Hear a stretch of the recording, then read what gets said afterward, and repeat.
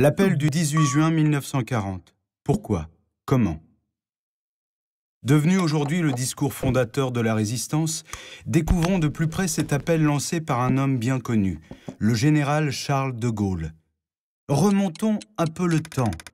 Tout commence ici au début de la Seconde Guerre mondiale. Le dictateur Adolf Hitler a imposé le nazisme à l'Allemagne. Ce régime inégalitaire, répressif et antisémite devient une menace pour les pays voisins. Hitler rêve d'une grande Allemagne et veut conquérir l'Europe. Et il le fera, par la violence. En septembre 1939, il envahit la Pologne. En réaction, la France et la Grande-Bretagne entrent en guerre. Mais rien n'arrête l'armée allemande qui attaque ensuite le territoire français. C'est la panique. L'armée française ne parvient pas à bloquer l'avancée des chars ennemis. Plus de 8 millions de civils fuient sur les routes. La percée allemande est tellement rapide que le 14 juin, les nazis défilent déjà dans Paris. Désemparé, le gouvernement se réfugie à Bordeaux. Parmi ses membres, le général de Gaulle, nommé quelques jours plus tôt, cherche des moyens pour poursuivre la lutte. Ainsi, le 16 juin, il se rend en mission officielle à Londres et retrouve le Premier ministre anglais Winston Churchill, convaincu lui aussi qu'il faut poursuivre le combat. Pendant ce temps, en France, les choses ont bien changé. Le maréchal Philippe Pétain est désormais au pouvoir.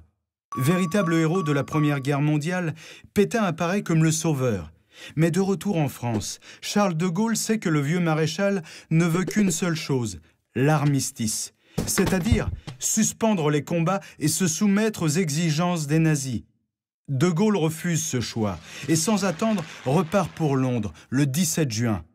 Sur place, Churchill l'accueille et le soutient dans sa lutte. De Gaulle agit dès le lendemain.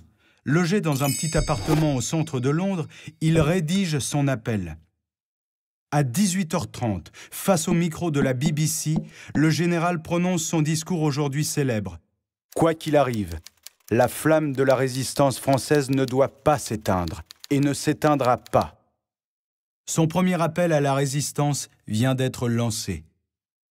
En France, le message est peu entendu, mais il est retranscrit le lendemain dans la presse. Quelques milliers d'hommes y répondent et rejoignent Londres clandestinement durant l'été. La situation est critique. L'armistice a été signé le 22 juin et la France est divisée en différentes zones. En partie occupée par les forces allemandes, elle est pillée de ses ressources.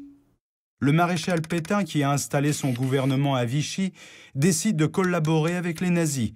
Le général de Gaulle est alors présenté comme un traître par la propagande officielle. Mais quoi qu'il arrive, de Gaulle continue son combat. L'appel du 18 juin est le premier discours d'une longue série dans laquelle il appelle les Français à résister. Au cours de l'été 1940, il devient le chef de la France libre. Et grâce au soutien anglais, une force armée tricolore voit le jour. Il s'appuie sur une partie de l'empire colonial pour continuer à se battre aux côtés des Alliés et lutter contre le nazisme. Célébré chaque année, l'appel du 18 juin est devenu le symbole de la lutte menée par l'ensemble des hommes et des femmes qui se sont battus pour que nous vivions aujourd'hui dans une France libre et démocratique.